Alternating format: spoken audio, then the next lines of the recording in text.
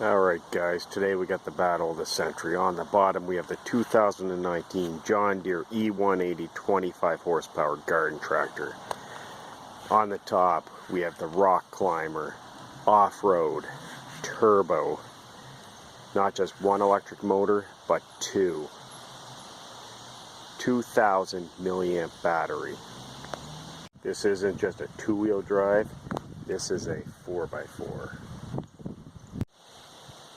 Before we go any further, put in the comments which one you think is going to win, and make sure to hit that like and subscribe button.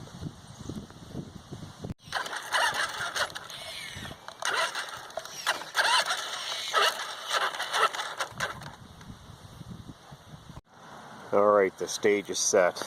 The chain is hooked up.